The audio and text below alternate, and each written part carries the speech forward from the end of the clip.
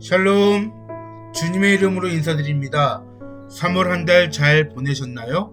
3월은 교회의 최대 명절인 부활절이 있는 달이기도 합니다. 세상의 구원을 위해 십자가에 달려 죽으시고 3일 만에 부활하신 예수 그리스도를 기억하며 구원받은 자로서 어떤 삶을 살아야 하는지를 다시 한번 점검하는 시간이 되어지기를 소망합니다. 오늘 함께 나눌 성경 말씀은 요한복음 4장 23절부터 24절입니다. 제가 본문을 읽겠습니다. 아버지께서 참으로 예배하는 자들을 신령과 진정으로 예배할 때가 오나니 곧 이때라. 아버지께서는 이렇게 자기에게 예배하는 자들을 찾으시느니라. 하나님은 영이시니 예배하는 자가 신령과 진정으로 예배할지니라. 아멘. 오늘 읽은 본문은 이번 4월 21일에 있을 작은교회 청년 찬양 집회 주제 선구입니다. 찬양 집회를 준비하면서 참된 예배자에 대해 생각해보는 시간을 가져보도록 하겠습니다. 먼저 소요리 문답 1문을 보겠습니다. 제1문, 사람의 제일 되는 목적은 무엇입니까? 사람의 제일 되는 목적은 하나님을 영화롭게 하는 것과 영원토록 즐거워하는 것입니다. 소요리 문답에서 제일 첫 번째 사람이 제일 되는 목적을 말하고 있습니다. 그리고 하나님의 사랑의 표현의 방법이 제일 먼저 하나님을 영화롭게 하는 것이며 그를 즐거워하는 것이라고 말합니다. 우리가 하나님께 예배드리는 것을 거룩한 산 제사라고 합니다. 여기서 산 제사라는 말은 구약시대 소나 양을 잡아서 목을 치고 가죽을 벗기고 내장을 끄집어내고 각을 떠서 제사를 드리는 것을 말함인데, 하나님께서 그 제물의 향기를 흠양하셨다고 레위기 1장 9절에 기록하고 있습니다. 구약시대의 제사가 바로 오늘날의 예배입니다. 우리가 하나님께 예배를 드리는 것은 우리 자신이 산 제물이 되어 제사를 드리는 것입니다. 신령과 진정으로 드리는 참 예배를 하나님은 기뻐하십니다. 그러므로 예배는 우리의 삶의 우선순위가 되어야 됩니다. 예배의 단이 무너지고 형식화되어가는 이 시대에 신령과 진정으로 드리는 참 예배가 회복되어야 하겠습니다. 아무리 분주하고 복잡해도 예배가 첫째임을 깨달아야 합니다. 예배에 승리해야 만사에 승리합니다. 예배는 은혜의 통로요 축복의 지름길이기 때문입니다. 두 번째, 하나님은 어떤 사람들을 찾으시는가? 본문에 하나님께서는 이렇게 예배하는 자들을 찾으시느니라고 하였습니다. 이렇게 예배하는 사람들을 찾는다고 했습니다. 어떻게 예배하는 자들이라고 하였습니까? 여기 영이란 육과 구별되는 것을 의미합니다. 즉 영이란 마음입니다.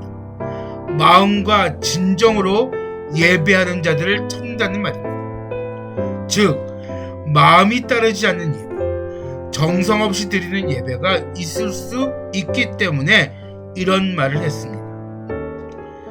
하나님은 예배드리는 숫자를 중요하게 여기지 않습니다. CCN곡 중에 예배자라는 곡의 가사를 보겠습니다. 나는 하나님을 예배하는 예배자입니다. 내가 서 있는 곳 어디서나 하나님을 예배합니다. 내 영혼 거룩한 은혜를 향하여, 내 마음 완전한 하나님 향하여, 이곳에서 바로 이 시간 하나님을 예배합니다. 이제 참으로 예배할 때가 왔는데 곧 이때 바로 지금이라고 하였습니다. 고로 오늘의 신령과 진정으로 드리는 예배란 우리의 마음을 진실되게 예수님께 초점을 맞추는 일입니다. 그런 의미에서 오늘 한국교회의 예배에 대한 반성이 일어나야 하겠습니다. 아니, 내 자신의 예배 태도에 대해 반성해야겠습니다. 예수께 초점을 맞추지 않고 예수 없는 축제를 하는 행위들이 얼마나 많은지요. 예배 행위가 사람을 의식하게 되면 벌써 마음의 초점이 흐려지는 것입니다. 그래서 본회포 같은 목사님은 오늘의 교회들의 예배 행위를 종교놀이라고 하였습니다. 스스로 위안을 받기 위한 종교 행사들이라고 하였습니다. 세 번째, 하나님은 이렇게 예배하는 사람들을 찾고 있습니다. 마음과 정성으로 예배를 드려야겠습니다. 신앙생활에서 다른 것은 몰라도 예배 행위는 최우선순위에 와야 합니다. 진짜 믿음으로 참 예배를 드리는 사람들은 부러울 것이 없습니다. 이것이 참 예배하는 자들의 모습입니다. 우리 영혼은 하나님의 사랑을 떠나서는 하루도 살 수가 없습니다. 부모님의 예배 모습은 자녀에게 본보기가 됩니다. 자녀와 이웃을 위해, 나라와 민족을 위해 기도하는 모습은 자녀들에게 진짜 믿음과 참 예배의 길을 자연스럽게 가르치게 됩니다. 이렇게 자라는 자녀들은 자동적으로 참 예배를 드리는 자들이 되어 삶 속에 귀한 믿음의 열매를 맺게 되는 것입니다. 우리의 삶의 우선순위가 예배입니다. 모든 예배에 가장 적극적이고 바른 마음가짐으로 나와 예배를 드려야 하겠습니다. 하나님은 바로 그렇게 예배하는 자들을 찾으십니다. 하나님의 눈에 들게 하려면 바른 예배자들이 되어야 합니다. 그럴 때 그를 통하여 하나님은 당신의 모든 것을 성취하도록 맡겨주십니다. 하나님의 눈에서 멀어진 사람들이 하는 일이 어떻게 성공을 기대할 수 있겠습니까? 미국은 오랫동안 공립학교에서 예배하는 것이 금지되었습니다. 그러나 미 테러 사건 이후 학교에서 다시 예배를 시작했습니다. 예배의 소중함을 이제야 깨닫게 된 것입니다. 우리나라도 그동안 기독교 학교에서 성경과 예배를 드리며 지내오던 것을 요즘 학교 평준화니 뭐니 하면서 기독교 학교에서 성경 과목이 밀려나고 예배가 사라지고 있습니다. 예배하는 자들을 지금도 찾으시는 하나님입니다. 이제라도 다시 예배가 회복되면 하나님은 우리와 함께하여 그 땅을 부흥케 할 것입니다. 예배 회복 운동에 우리 모두 동참하는 믿음의 다음 세대가 되어지길 기대하고 소망하겠습니다. 기도하겠습니다. 사랑해 주님 감사합니다.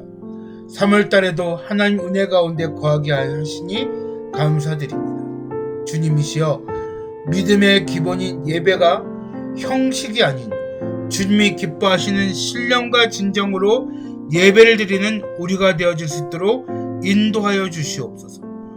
하나님이 기뻐하는 일을 삶의 우선순위에 두는 그리스도인의 삶을 살아갈 수 있도록 우리를 지키시고 인도하여 주시옵소서. 감사드리오며 예수님의 이름으로 기도드립니다. 아멘. 광고합니다. 2024년 4월 21일 주일 오후 5시 반 하곡동 성교교회에서 세 번째 작은교회 청년 찬양 집회를 합니다. 많은 관심과 참여 부탁드립니다. 이번 찬양 집회 때 참석하는 청년들에게 기념 선물을 나누고자 합니다. 후원해 주실 분은 다니엘 선교회로 연락 주시기 바랍니다. 다니엘 선교회 후원 시스템 CMS를 개설하였습니다. QR코드를 이용하시거나 신청서를 작성하셔서 보내주시면 감사하겠습니다. 여러분, 4월에 만나겠습니다. 샬롬.